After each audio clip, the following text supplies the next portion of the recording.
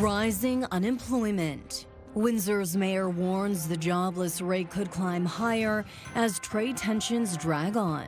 I've always said Windsor's going to get hit first, and we're going to get hit the hardest. A hot and hazy summer.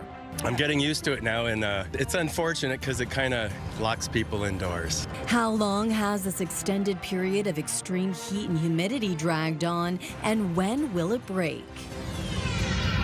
30,000-kilometer journey. Other moments I'll ride along and I'll just have this thought of Jackie and I'll just start crying. A 69-year-old widower turning grief into purpose.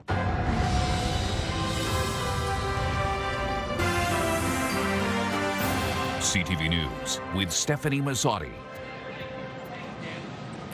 Windsor is firmly back in the top spot when it comes to the most unemployment in the country. And there are worries any light at the end of the tunnel is a long ways away. CTV's Travis Fortnum is taking a look at that trend for us tonight. And Travis, most say that tariffs are to blame. That's right, Stephanie. We've heard since all this started a couple months back that Windsor's likely going to be hit hard by this, and we're going to get hit early. And now Mayor Drew Dilkens is saying that this jobless data proves that, and says things will likely get worse before they get better.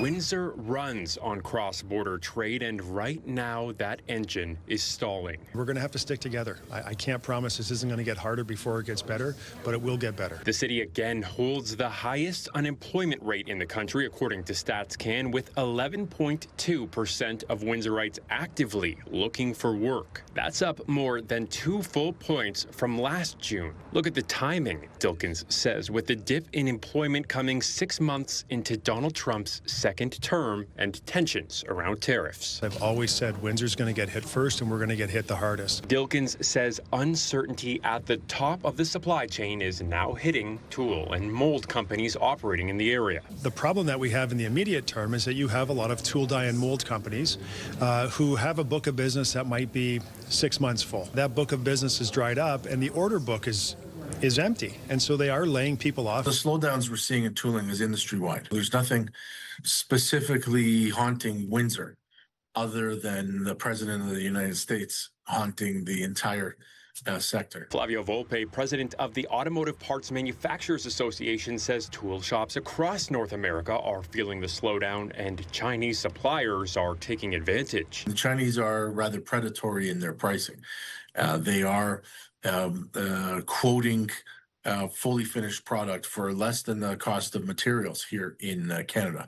Volpe and Dilkens agree the best way to stop the bleeding is a new trade deal between Canada and the U.S. The longer that we stay with this, the worse it's going to be. We're seeing volumes, export volumes reduced by a quarter, 30%, 35%. All of those affect everything. Even with the deal, the damage done these last 6 months won't be undone overnight. But Dilkens says it will be undone. We're going to make it through as a community.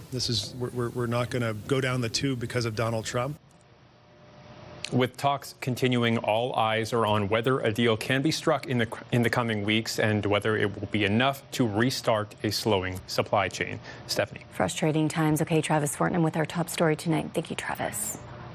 Not just soaring unemployment, relentless heat warnings are also hitting our community hard. CTV's Chris Campbell joins us now with the summer's grip that is showing no sign of letting up. Chris. Yes, Stephanie, Windsor, Essex is once again under the grip of a sweltering stretch of weather, and there are more scorchers to go, with Environment Canada saying this is shaping up to be one of the hottest starts to summer on record. And with wildfire smoke in the mix, even a bit of relief comes with a price.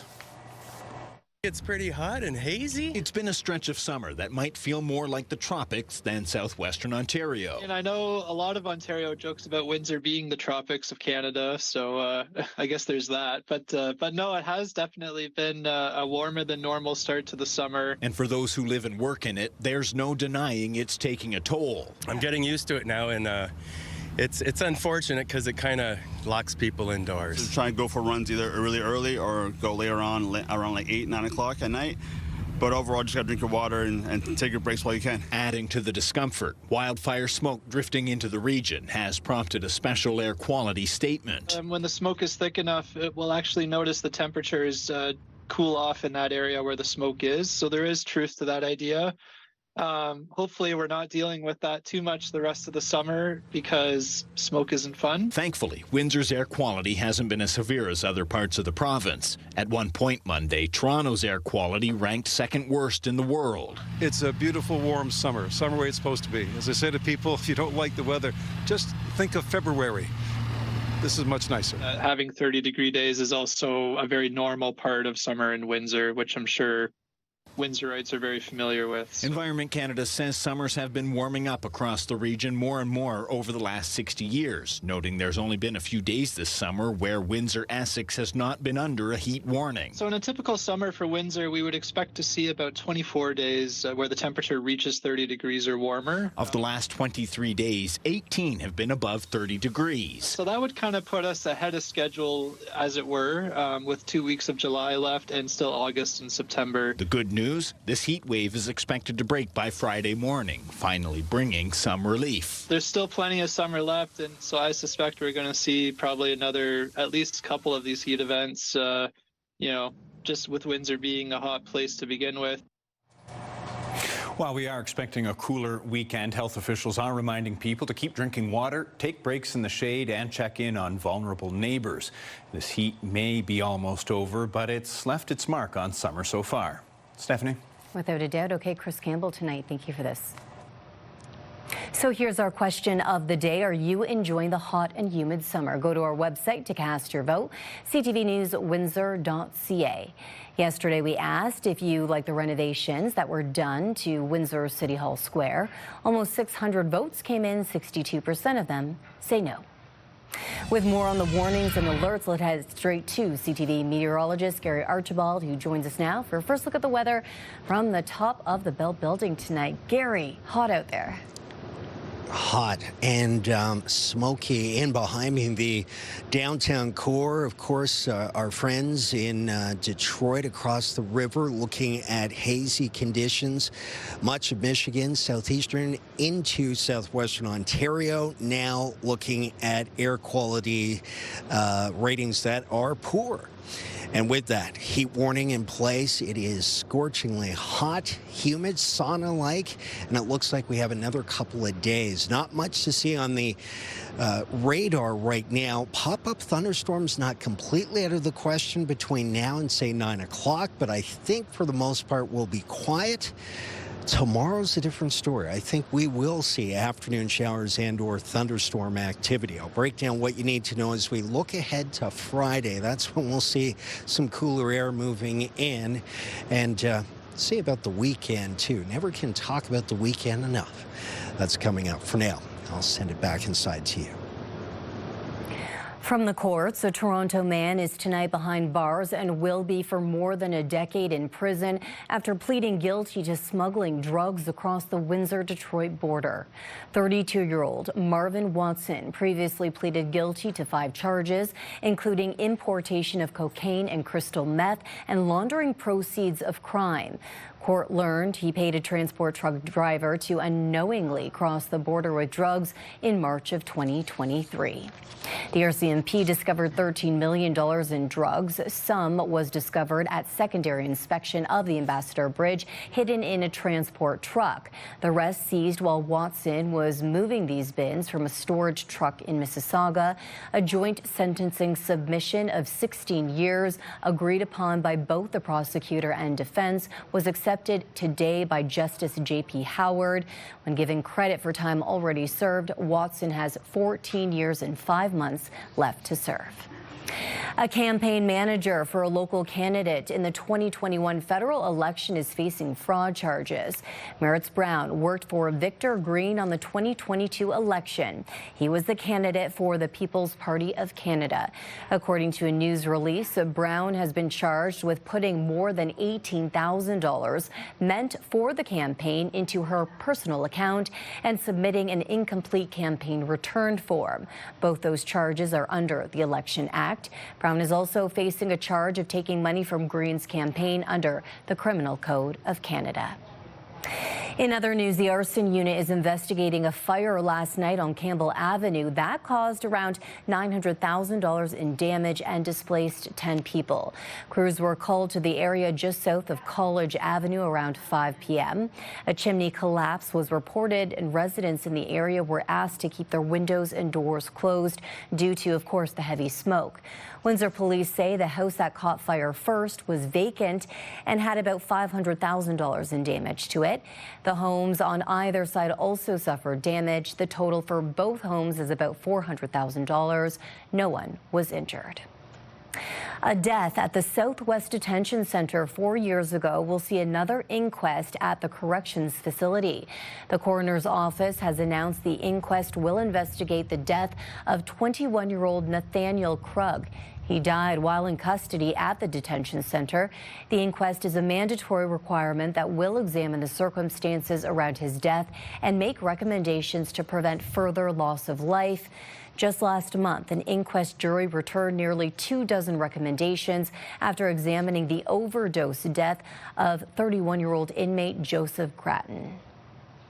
Half of the people who belong to Walpole Island First Nation don't actually live there. One such resident wants to see a change in how they are represented. Michelle Molesky reports. More than 5,000 people belong to Walpole Island First Nation, according to the federal government, half of which don't live on the reserve. Stephen Talking Bear Amaro is one of them. Imagine just having a one-party system with no voice. Amaro doesn't feel like people who live off reserve get the same services or attention as those who live on the reserve. He says he's tried to voice his concerns locally several times. Since 2018, I've been denied services, and I've only been allowed to attend Chief and Council 4 times. And the last time I was served with a cease and desist. That's 4 different administrations. And I don't even know these people. So just because I'm asking questions that they don't like, I'm no longer allowed. Amaro admits he has sought financial support from the First Nation for a tourism business. But because the chief and council won't talk to him, he says he's been denied assistance meant for Indigenous business owners like him. I've been essentially just stifled at every which way. He's also ran in 3 consecutive elections and lost. Amaro is now taking a new approach. He wants to use Section 17B of the Indian Act to create separate representation for off-reserve members. In a statement to CTV News, a spokesperson for Indigenous Services Canada says that section refers to the recognition of new bands under the Indian Act. It is not a pathway to the creation of a political party. Amaro is undeterred and is now seeking legal support for his idea from the Chiefs of Ontario. And it would alleviate a lot of the problems that, 50% of the population face, which is transparency, accountability. It's a problem all over. Charlene Lavallee is with the Association of Métis, Non- and Status Indians of Saskatchewan. Our membership is urban-based. They try to keep members connected with and informed of what's going on in their First Nation, even if they don't live there. Lavallee believes the breakdown in communication and representation might happen because of the structure of who pays for what. There's transfer payments. Would that go to the provinces for off-reserve band members? And so then things for anybody whose status, you just become a member of generic society. And while she credits Amaro for trying to create a new political party, Lavallee fears it would just be another layer of bureaucracy.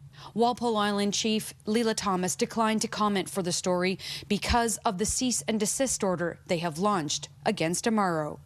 Michelle Molesky, CTV News. The town of Kingsville is looking into a possible vacant storefront fee. Councillor Thomas Neufeld was hoping to bring in a penalty or fee associated with prolonged vacancies within the downtown by January 1st. But both the mayor and deputy mayor say the timeline is just too tight due to the current workload administration already faces. The motion passed unanimously, but the timeline was removed. It will be discussed in August when council meets to map out their priorities for 2026. Now to Amherstburg, where council approved a development at the vacant General Amherst High School. So there's going to be some overflow into the parking that's out on Laird Avenue and around Toddy Jones Park. And we feel that the town needs to protect that because it's used on the open air weekends and for all the festivals and then for all the park goers. So we don't want to see it monopolized. Residents voice concerns about parking, building height, and traffic. A lawyer advising council those issues are not enough to reject the proposal without likely facing a legal challenge from the developer. The zoning changes were approved for 2 buildings for a 144-unit residential development, one building 11 stories tall, the other 8 stories, and feature ground floor retail, a restaurant, and commercial space. The Lente development plans to build off the former high school facade. The hope is to get shovels in the ground early next year. I'm sure there's 50 different opinions on what should go there. What's being proposed, I think, is in the best interest of Amherstburg. It gives us a lot of what we want. We're never going to get everything we want. It allows the developer to develop, and I think in the future, this is going to be an iconic building for Amherstburg. Extreme weather over the past decade have left thousands powerless for weeks. Still ahead, the threats pushing our grid to the breaking point. Silent heist. Car thieves are cashing in without having to steal a vehicle. Later, it happened to at least one dealership. Find out how they pulled it off. Guilty or not? Tomorrow, the verdict comes down for a Windsor police officer charged with 4 counts of sexual assault. That's tomorrow at 6 on CTV News.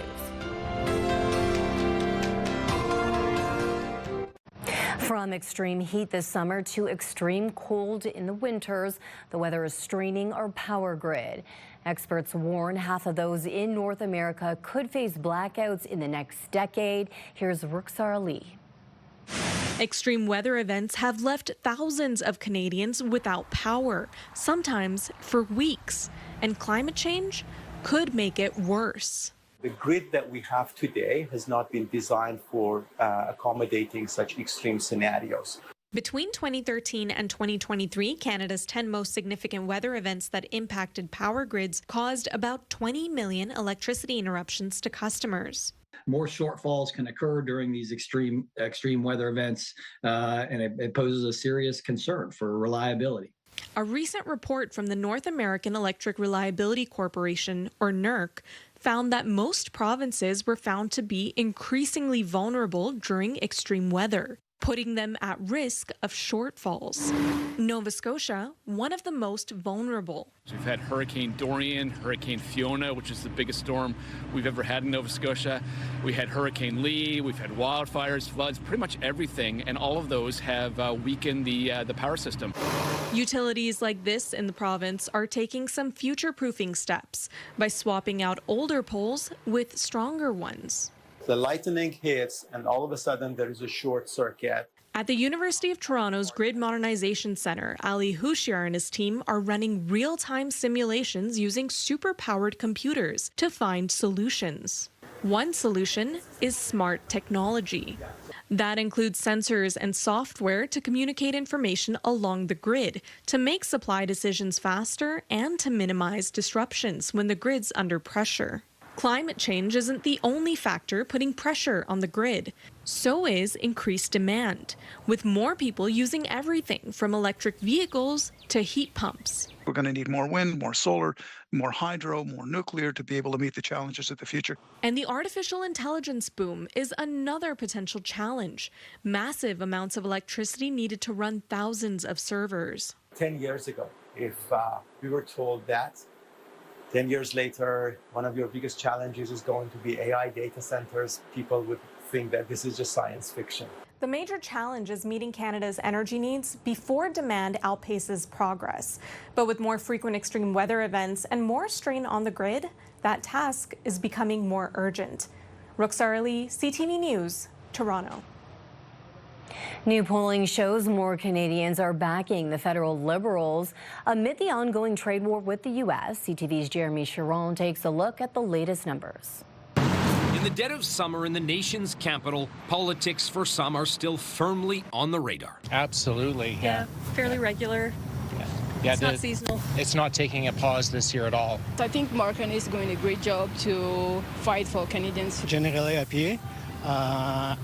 We'll see him the next week. According to new data from Nanos Research, when it comes to public sentiment, Prime Minister Mark Carney's Liberals are pulling away from Pierre Poilievre's Conservatives. If you're a Liberal, you're looking at these numbers and there might be a little pep in your step. Nanos' weekly ballot tracking shows a double-digit gap. Just over 45% of Canadians favor the Liberal Party, while a little under 33% would vote Conservative. And for preferred Prime Minister, Carney is polling more than twice as well as Poilievre. All of the opposition parties are in complete disarray. So you might look at the numbers and think the Liberals are really strong, but the reality is that the opposition parties are weak. But through the summer, Carney's government will be focused on Donald Trump's trade war. And Canadians are keen to keep hitting back however they can. We were supposed to go to New York with our in-laws in April for Easter, and we decided not to go. We've canceled sort of what we can, and I know it's a drop in the bucket to them, but if 41 million people are doing a little bit, that will start to send a message. Nanos data shows most believe the boycotts are temporary. 47% said they expect them to end after Trump's time in office, 28% said before, and 16% think they're permanent. It's more against Trump, yeah. I think if he goes, things will be better. Now, Trump's trade war also has a direct impact on those polling numbers. Whether or not Carney can land a trade deal with the U.S. is directly related to how Canadians feel about his government. Jeremy Sherrill, CTV News, Ottawa. An in-depth look at learning a skilled trade. That's the focus of a week-long workshop in Windsor geared to women. Today, students were writing tests on some of their hands-on knowledge needed for a career in the trades.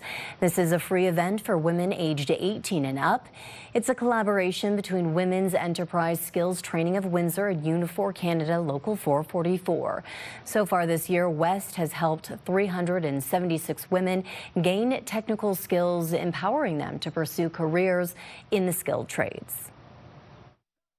So they will be with other women that might want to pursue this and build a community of women in the trades, and how they can support each other and how they can work together to help break down that barrier of what has been seen for a long time as male-dominated workplace, and how to create a safe space for women to do that. A 69-year-old widower is turning grief into purpose and chasing a world record in the process. Mark Herbst is on to a 30,000 kilometer journey, crossing 21 countries to raise funds for a cause close to his heart. CTV's Bob Belichico caught up with him earlier today. Bob. Yeah, hi, Stephanie. I met up with Mark earlier today here in Wheatley. Now, here's a guy that's traveling around the world. Started off earlier this year in Bangkok, Thailand. He has seen some really cool things and has had some awesome experiences. He plans on being back in Thailand later this year, probably in November. And he's doing all of this in honor and in memory of his late wife. I can't wait to hear more of his stories. We didn't get enough time with him. Matt Gervais spent 20 minutes on a ride with Aurelia's Mark Herbst from Leamington to Wheatley Tuesday morning, which is hardly enough time to hear stories about a journey that has so far taken Mark through 6 countries.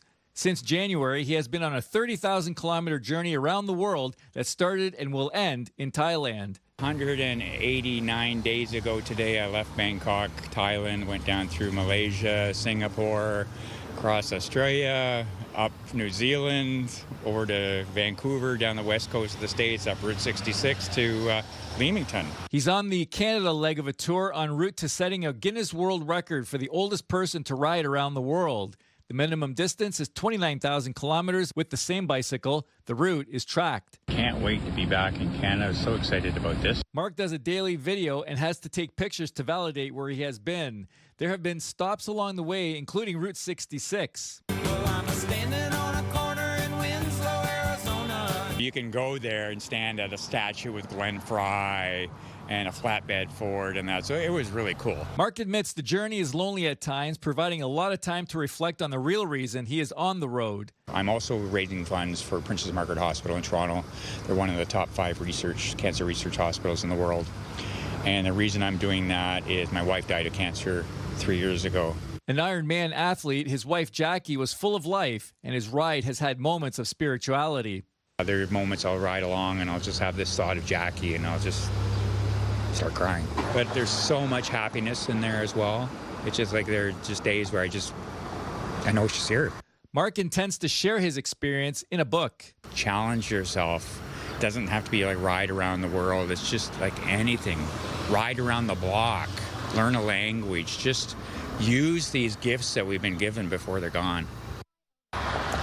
Now that right there is a great message. Now, if you want to follow Mark along during his journey, you can do that on social media, Mark's Epic Journey. I'll have a couple of links on our website, ctvnewswindsor.ca.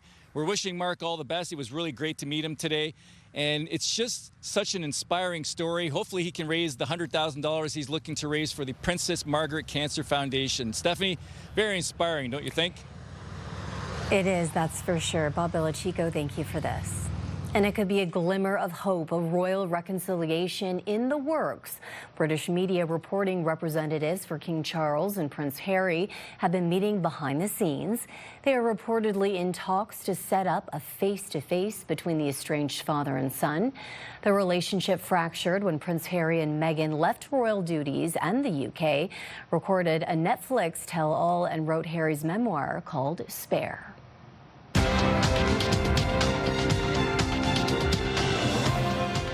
Canada's main stock index fell more than 140 points to finish trading. In Toronto, the TSX lost 145 points. In New York, the Dow fell 436. The Nasdaq gained 37. The Canadian dollar down 1/10 cent. On commodity markets, gold fell $22 an ounce and oil lost 44 cents a barrel. Sip and support. Coming up, coffee, donuts, and bracelets, how you can help send a kid to camp this summer.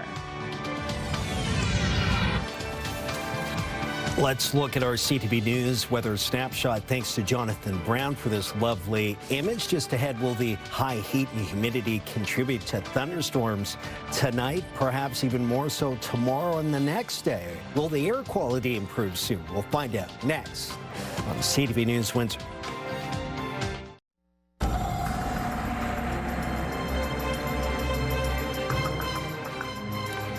Another hot and humid day. Look at the river around noontime. Gary joins me again for an extended look at the weather. Gary. Hot and hazy, of course, the humidity and the temperatures we're experiencing at the surface have made it insufferable for some, especially without air conditioning, good circulation, the stagnant air mass with light winds. The pollutants are concentrated also at the surface. It does look hazy and smoky. That is smoke and fine particulate matter, hence the heat warning and the special weather statement. It's an air quality alert that's in place, so take it easy because of those factors, the heat, the high heat and humidity, as well as the poor air quality. We have reached a high near 31. Our average high is 28. It has been a, well, a very warm afternoon. The worst case scenario is that we will see some active weather as we go from 31 to about 32 degrees Celsius. It's possible we could see a bit of a bump. Some of the models suggesting this between 7 and 8, but daytime heating late in the afternoon, early evening could mean some pop-up thundershower activity. Right now, we're just waiting to see if that takes place. It feels like about 33 to 34 between Windsor, Essex, Chatham, Kent. If you want to see a temperature disparity across our great country, it's 15 degrees in Calgary, 18 in Regina, 31 in Toronto, and we are at that mark. So the warmest air is in the east Great Lakes due east towards Halifax and Montreal, where temperatures are in the upper 20s and low 30s across the Maritimes and Quebec. The worst case scenario, if we do see a pop-up thunder shower over the next, say, 3 hours, is it could be potent, we're looking at a long-lived duration, probably coming up from the state of Indiana through Ohio and then moving into southern Ontario. So we have to watch out for that. But right now, it looks like by midnight, we're relatively quiet and clear. The next stage of rainfall is really a Wednesday story. For tonight, we are warm and we are looking at temperatures in the low 20s, feeling like about 29 as we approach 11 and 12 p.m. One look at our Siles heating and cooling 7-day forecast. The heat is on for the next 2 days. Expect thunderstorms tomorrow. Showers Thursday. And the weekend, finally some relief with temperatures in the mid to upper 20s. So not the best forecast for the next couple of days under the circumstances. Lifetime, brought to you by Safeguard Medical Alert Systems. Tomorrow is Tim Hortons Camp Day, where 100% of proceeds from hot and iced coffee sales will go towards helping underserved youth. Since 1991, Tim Hortons and customer nationwide have raised over $262 million through Camp Day events. Last year, $12.8 million was raised on Camp Day. You can also support the effort by buying a $2 Camp Day donut, purchasing a $2 donation badge, or a Camp Day bracelet for $3. So far, the foundation has sent over 325,000 youth to camp. Because all the donations, all of the purchases go for the children, of course. So yes, it is, of course, important for us. So we try to come up with a lot of ideas so that way it's pocket friendly for the customers who would want to spend that money, and they can give back to the community and to those children. The Canadian Organization for Rare Disorders is calling for increased investment from the country's premiers. CTV Health reporter Pauline Chan has the details. The rare disease drug strategy was announced in 2019 under the previous Liberal government, but it actually didn't become in effect until 2023. The deal involves $1.4 billion, the first major financial commitment to the rare diseases community. Quite frankly, our biggest concern is we haven't seen them spend the monies at all. We have no idea where the money is going. They already have drug plans that they should be covering these drugs. We don't see any extra support for patients. In fact, we see patients being denied treatments. Cystic fibrosis, muscular dystrophy, sickle cell disease all come under the umbrella of rare diseases. We say 3.2 million Canadians are living with a rare condition. And while the money was earmarked for medications, more than 50% of these people have a really difficult time getting an accurate diagnosis. For a rare condition, sometimes it can take 3 years, 5 years, 7 years to get a diagnosis. In the meantime, you may get up to a dozen misdiagnoses, which is actually a tragedy because you start getting the wrong treatments. Wong Rieger says it's not that doctors are careless, but they don't get the right training or support. And we have begged for not a drug strategy, but a rare disease strategy. What the Canadian Organization for Rare Disorders, or CORD, is calling for is the creation of centers of excellence for rare conditions. Europe is by far the most advanced in terms of having good national plans. They have European, what they call reference networks that work across, all the 24 countries so they can coordinate and collaborate. You got a disease in Romania, you can see a specialist in Germany. CORD is calling on the premiers to coordinate centers across the provinces, as the European countries do, to bring equitable access to diagnostics as well as treatments, plus supports for caregivers, especially parents, because 70% of patients living with rare disorders are children. Pauline Chan, CTV News. A costly vacation mistake. One couple denied thousands in refunds. Coming up on Windsor's News Leader, the warning you need to hear before you book your next trip.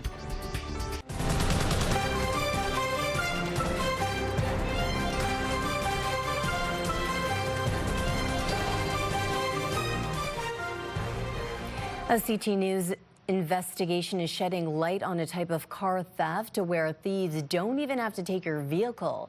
As CTV's John Woodward reports, the culprits in one case appear to have made a profit while the car was still in the dealer's showroom. Luxury vehicles usually fly off the lot in this Oakville car dealership. So to get into a car like this. But when the dealer, Doug, who's asked us not to use his last name, tried to lease a Mercedes G-Squared like this one, he had a problem with the province's auto registry. Well, we go there, go to put it in transfer, they say, sorry, this car doesn't belong to you. That's what, meanwhile, it's been sitting in our showroom, or in the back at least. It's been sitting here for quite a while. Documents showed the car had been transferred to another company in 2020. Documents Doug knew were forged. Well, there's 35,000 kilometers on it, which for sure isn't our car because our car had no kilometers on it. Your car was a new car in the showroom. Exactly. Doug believes at some point thieves entered the showroom just to get the car's vehicle identification number so they could use it to register another car that had been stolen and sell it. They took our serial number and put it on a stolen car. Each car has its own vehicle identification number, and if someone puts this car's number on another car, then two cars with the same vehicle identification number, something's wrong. CTV News followed the trail in their paperwork. It led to a man who was initially charged in a shooting in Yorkville in 2016, though Toronto police admitted in legal filings the charges were dropped after mistakes in the investigation. We tried that man at several listed addresses, but he wasn't there. Since a wave of car theft that has swept the nation, the provincial government has tightened up its registry. Police have also laid several charges against Service Ontario workers. One worker, Tanisha Bayard, was convicted earlier this year. It's definitely a scenario where one VIN number is living two lives. Carfax has added tools to help dealers and people figure out if their VIN has been cloned. But critics worry smart thieves are already finding new ways to defraud people. It shouldn't be so easy for people to be able to steal a car, get it registered. Doug isn't sure the registry worker made a mistake. You'll never stop if they have someone that's crooked working in a license bureau, and that's what they've been combating. With the help of the Toronto police, he proved the VIN number matched his Mercedes G-Squared and was able to transfer it to a customer. John Woodward, CTV News. And Ontario couples say they were recently denied a refund worth thousands of dollars after they made a mistake while booking a resort vacation. They say eventually they were able to get their money back, but as Pat Foran reports, that isn't always the case. Lizanne Hasmatali of London and her husband have been married for 1 year, and in March they plan to go to Jamaica to celebrate the honeymoon they never had. But when they were online booking a resort, they made a mistake. Right after we booked it, we realized that it just included the hotel option. So we canceled it immediately, and we were going to rebook it properly. Hasmatali says after she canceled the booking with plans to rebook the same resort with airfare included, she was shocked to find out the booking was non-refundable and she would not be getting back almost $4,200 for the hotel stay. They saw that we canceled within 10 minutes and it doesn't matter. What mattered is that it was non-refundable. The couple had saved for the trip, so without a refund, they were unable to book the resort again and ended up having to stay home. We spent this whole year saving for it, and then something as simple like this, as a simple mistake, you just lose it all. The couple booked the trip through Expedia. A spokesperson told CTV News, if a traveler makes a mistake on a non-refundable booking, the decision whether or not to allow additional flexibility is up to the hotel. It's so important to take your time when you're making a booking. The Travel Industry Council of Ontario, TICO, says there is no cooling off period when booking a trip, so it's important to make sure you check the booking details carefully. Richard Smart says using a registered travel agent can help avoid mistakes. If you do book a trip yourself, check the refund policy. Look before you book. Be very careful. Read those terms and conditions. Pat Foran, CTV News. We want to hear from you. Do you have a comment or question? Text us at 10400. You can also send photos and video.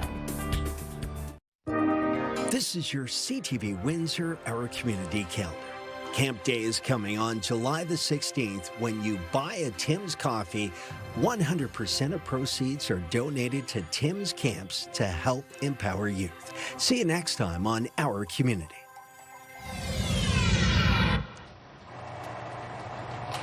It's time to check in on what's happening now with Melanie Kettner. And Melanie, you have details on another long road closure. That's right, Stephanie, and this one affects drivers in Woodsley. Starting this week, Bell River Road will be closed between County Road 8 and County Road 46 for bridge work. That stretch runs right through Woodsley. The work is expected to last about 15 weeks. Drivers are asked to use caution and follow posted detours. We've got more construction stories at ctvnewswindsor.ca. We've also got a story online, Melanie, with a good reward for good marks in school. Yes, students can get a free slice of Antonino's pizza for getting an A on their report card. But save the date. It's only on July 22nd. Just bring in the report card to one of the 5 Antonino's locations in Windsor, Essex.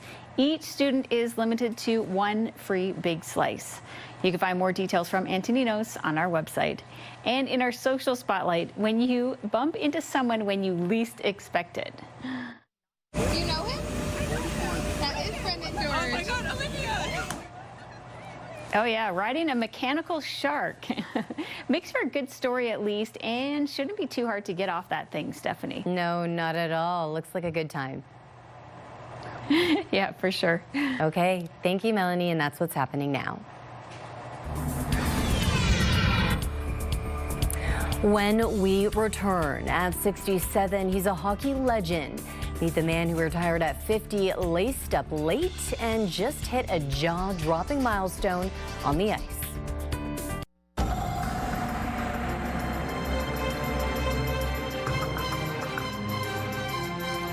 You're joining us, Gary. A little cooler inside than on the roof. Oh, I'm melting up there, I'm telling you. It's just, hey, I love my job, so I've got to be outside when we're talking about significant weather, which we are every day, but in particular when we have a heat warning, air quality advisory. It is, it's a combination of 2 things that aren't great, especially for those who might be suffering from upper respiratory ailments, so take it easy out there. We could see some showers and thunderstorms tomorrow afternoon into the evening, more rain on Thursday. Temperatures still in the low 30s. I think the heat warning abates. That is, we're looking at cooler temperatures on Friday, down to about 24 to 26 degrees, which would be below seasonal. So we'll look forward to that. But right now, the next 48 are still oppressive.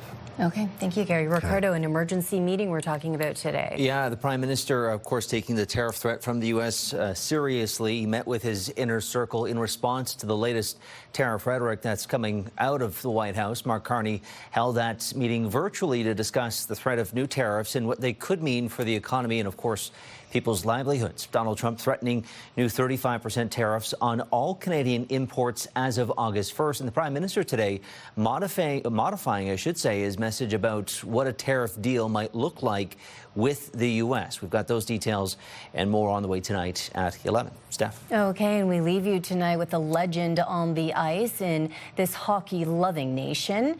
We may have found someone whose passion to play outscores the most dedicated athletes. Here's CTV's Paul Hollingsworth with a man who laces up for the love of the game almost every day. Mike Fougere doesn't have his driver's license. He takes a cab everywhere, even when he goes to the rink, which is sometimes daily. When Fougere retired from the Halifax dockyard 17 years ago, he started filling his time playing hockey a lot, and he kept track of the number of games. I wrote them down, then I started getting in the calendar, and I put it in the calendar.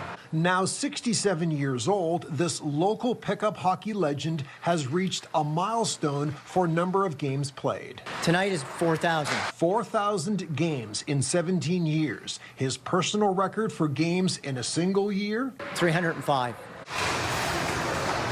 I love the challenge, and it keeps me in shape. And he enjoys playing alongside his friends. Fougere is not one to brag, but at age 67, with thousands of games under his belt, he knows what makes him a good goalie. Probably I'm competitive. I don't give up on the puck. That's what they say. Fougere says his wife supports his never-ending hockey schedule, which keeps getting busier. Once Monday, then I'd play two times in a row Tuesday. The summer league at the Civic, then 2 shinnies Thursday, and then Friday. It's a source of amazement for his teammates. It's unbelievable how much of an inspiration Mike is. Just showing up at the rink, 4 or 5 times a week to come play hockey, the game that he loves. I think it's amazing. I hope that at Mike's age, I'll be the same way. Fougere says he'll keep playing as long as his body holds up. He'd like to play another 25 years, which would take him into his 90s. Fougere thinks it's possible, and he hopes other seniors follow his example to always stay active. All you got to do is move. I walk a lot, just keep moving, but find something you like to do. In Mike Fougere's case, he likes playing hockey 4,000 times over a 17-year period. Paul Hollingsworth, CTV News, Halifax. Hey, if you love the game, you love the game. Yeah, right. I mean, if you need a goaltender for some pickup hockey, right? You just give him a call. Give him a shout, will yeah, be he'll there. come out. Yeah, talk about goals. That's what I want to be doing when I'm 67. Yeah, and he looks playing every day. No goals on him though. That's what he's doing would be great. He looks like he's in great shape as well. Yes, okay. that's true. On behalf of our dedicated team here at CTV News Windsor, thank you for watching. For updates throughout the evening, go to ctvnewswindsor.ca. And I'll see you again tonight at 11 for a late look at local news. Good night. Good night.